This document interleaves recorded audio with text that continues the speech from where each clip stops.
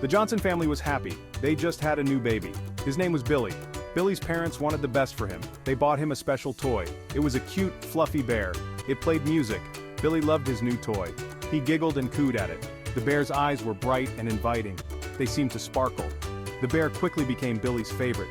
He wouldn't go anywhere without it. The family was pleased. Days turned into weeks. Billy grew bigger. He loved his bear even more. He would hug it tightly. One night, Billy's mom heard a strange sound. It was a faint giggle. It seemed to be coming from Billy's room. She peeked inside. The bear's eyes seemed to be glowing. She dismissed it as her imagination. She went back to bed. The next day, Billy's dad noticed something odd. The bear seemed to have moved. It was now closer to the crib. He didn't think much of it.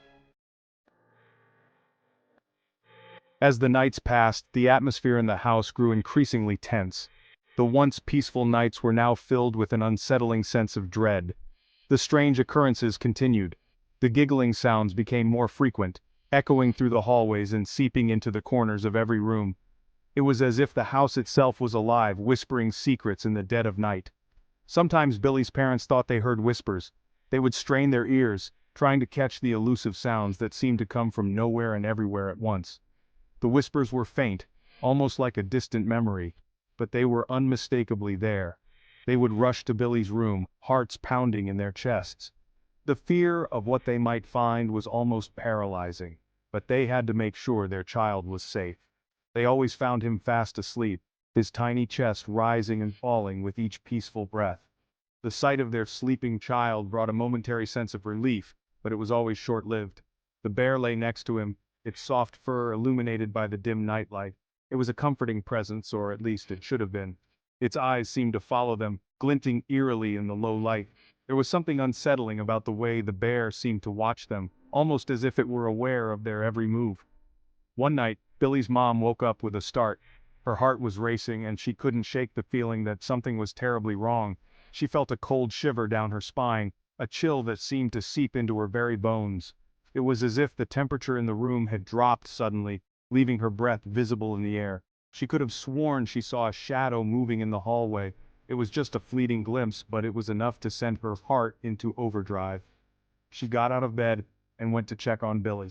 The hallway was empty, but the sense of unease lingered. Every creak of the floorboards, every rustle of the curtains seemed amplified in the silence of the night. But the door to Billy's room was slightly ajar. She hesitated for a moment, her hand hovering over the doorknob. Taking a deep breath, she pushed the door open and stepped inside, her eyes scanning the room for any sign of disturbance. The room was just as they had left it, but the feeling of being watched was stronger than ever. Billy's parents started to feel uneasy. Something wasn't right. The toy bear seemed to be at the center of it all. They decided to remove the batteries from the bear. They thought it was just malfunctioning. Maybe that was causing the strange noises. They put the bear in the corner of the room. They went back to bed. They hoped that would solve the problem. But that night, the giggling and whispering were back. This time, they were louder, more insistent. Section 5.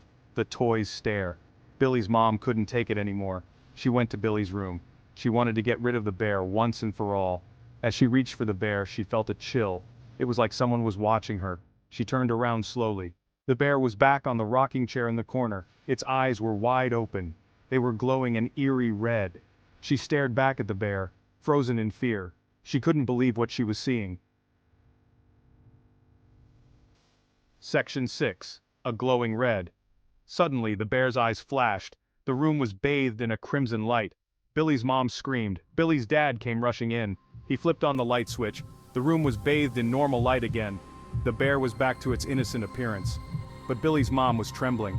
She couldn't shake off the feeling of dread. "We need to get rid of that bear," she whispered, her voice shaking. "Now!" Section 7. Frantic Attempts. Billy's dad tried to calm her down. She had been having nightmares for weeks, and each night seemed worse than the last.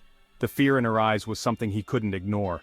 He held her close, whispering soothing words, trying to chase away the shadows that haunted her dreams. He picked up the bear.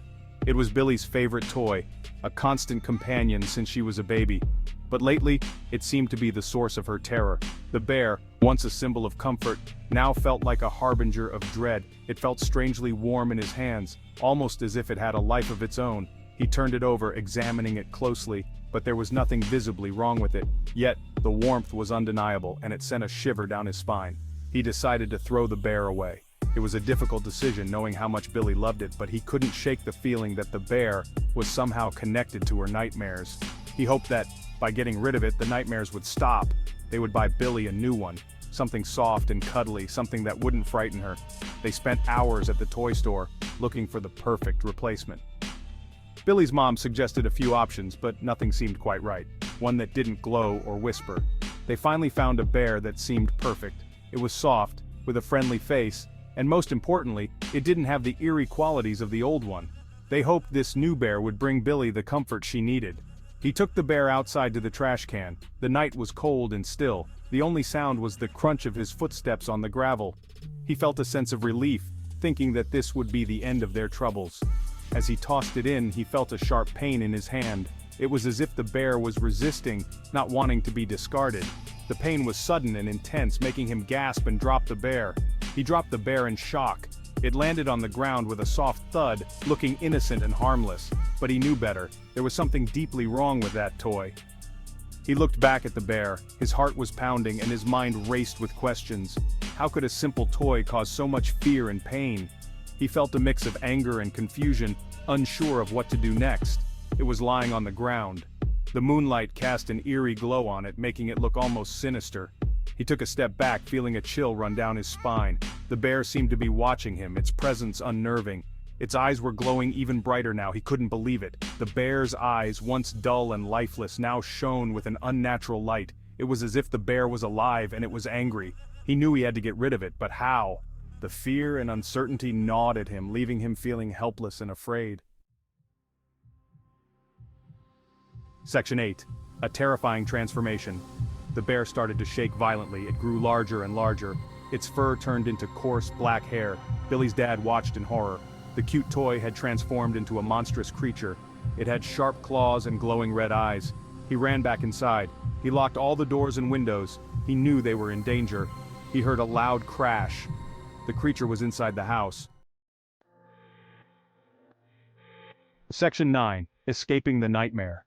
In the dead of night, the old house stood ominously, its dark silhouette casting long shadows under the pale moonlight. The air was thick with an eerie silence, broken only by the occasional rustle of leaves. Billy's parents grabbed Billy from his crib. Their hearts pounded in their chests as they moved swiftly but cautiously, trying not to make a sound. The dim light barely illuminated their path, casting long, flickering shadows on the walls. They ran to their car. The cold night air bit at their skin, but they didn't stop. Fear propelled them forward, their breaths coming out in short, panicked gasps. Every step felt like an eternity as they raced against time. They had to get out of there. The sense of urgency was palpable. They could feel the malevolent presence closing in, a dark force that seemed to suck the warmth and light out of the world around them. The creature chased after them. It was a monstrous entity, a shadowy figure that defied the very laws of nature. Its eyes glowed with a sinister light, and its movements were swift and predatory. Its growls echoed through the house. The sound was guttural and menacing, reverberating off the walls and sending chills down their spines. It was a sound that promised nothing but doom. They could hear its heavy footsteps behind them. Each step was a thunderous reminder of the danger they were in, a relentless pursuit that seemed to grow louder and closer with every passing second. They jumped into the car.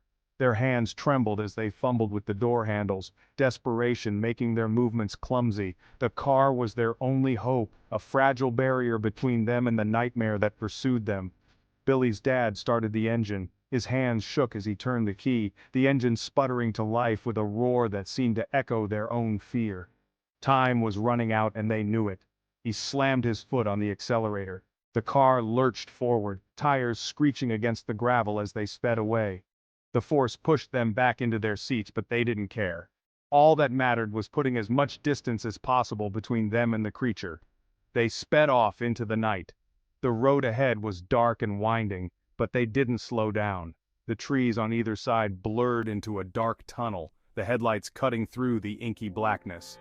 The creature chased them to the edge of their property. It was relentless, its form a dark blur in the rearview mirror. They could feel its malevolent gaze burning into them, a reminder that they were not yet safe. It let out a deafening roar. The sound was a mix of rage and frustration, a bone-chilling cry that seemed to shake the very ground beneath them. It was a roar that promised vengeance, a reminder that the nightmare was far from over. Then it vanished into thin air. Just as suddenly as it had appeared, the creature was gone, leaving behind an eerie silence. The family didn't dare slow down, their hearts still racing with the adrenaline of their escape. They knew they had to keep moving, for the nightmare was not truly over. Section 10. Silence Falls. The Johnson family never went back to their house. They moved to a new town. They tried to forget the nightmare. They told everyone that their house had been robbed. They couldn't bring themselves to tell the truth. No one would believe them. Life went on, but they could never look at a toy bear the same way again. The image of the creature haunted their dreams. They thought they were safe. They were wrong. Section 11. The Final Note. One day, Billy's mom was cleaning out some boxes. She found a note. It was tucked away in an old photo album. The note was written in a child's handwriting. It sent chills down her spine. It simply said, "They always come back." She looked up. In the corner of the room she saw something. It was a small fluffy bear. Its eyes were glowing red. It was smiling.